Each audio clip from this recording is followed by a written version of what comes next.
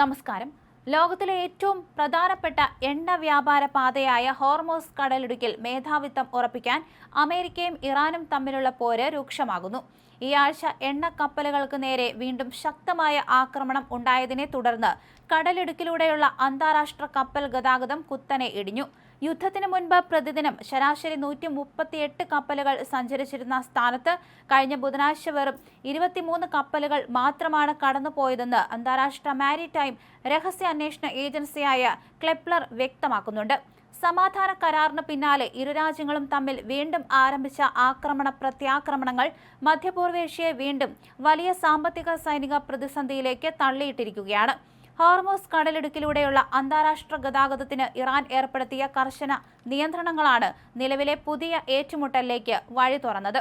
കടലിടുക്കിലൂടെ കടന്നുപോകുന്ന എല്ലാ കപ്പലുകളുടെയും പൂർണ്ണ നിയന്ത്രണം തങ്ങൾക്കാണെന്ന് ഇറാന്റെ ഖാത്തം അൽ അൻബിയ സെൻട്രൽ ഹെഡ്ക്വാർട്ടേഴ്സ് പ്രഖ്യാപിക്കുകയായിരുന്നു. തങ്ങളുടെ തീരത്തോട് ചേർന്നുള്ള പ്രത്യേക സുരക്ഷിത പാതയിലൂടെ മാത്രമേ വിദേശ കപ്പലുകൾ സഞ്ചരിക്കാവൂ എന്നും ഇറാൻ സൈനിക കമാൻഡ് മുന്നറിയിപ്പ് നൽകി. ഇതിനു പുറമെ കപ്പലുകളിൽ നിന്ന് പ്രത്യേക ഫീസ് ഈടാക്കാനുള്ള നീക്കങ്ങളും ഇറാൻ സജീവമാക്കിയിട്ടുണ്ട്. എന്നാൽ ഇറാന്റെ ഈ ഏകപക്ഷീയ നീക്കത്തെ ശക്തിയായി എതിർത്ത അമേരിക്ക വാണിജ്യ ആവശ്യങ്ങൾക്കുള്ള സ്വതന്ത്ര പാത പുനഃസ്ഥാപിക്കണമെന്ന് ആവശ്യപ്പെട്ടു.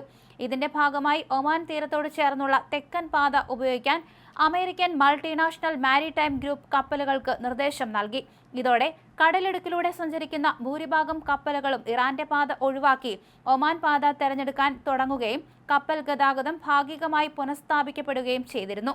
എന്നാൽ അമേരിക്കയുടെ ഈ നീക്കത്തിന് പിന്നാലെ ഒമാൻ പാതയിലൂടെ സഞ്ചരിച്ച 3 പ്രധാന വാണിജ്യ കപ്പലുകൾക്ക് നേരെ ആക്രമണമുണ്ടായി. ഖത്തറിന്റെ ഉടമസ്ഥതയിലുള്ള LNG ടാങ്കർ, സൗദിയുടെ ക്രൂഡ് ഓയിൽ ടാങ്കർ, ലൈബീരിയൻ പതാകയുള്ള മറ്റൊരു ടാങ്കർ എന്നിവയ്ക്ക് നേരെയാണ് ഒമാൻ അതിർത്തിക്ക് സമീപത്ത് വെച്ച് കടലിൽ ആക്രമണമുണ്ടായത്.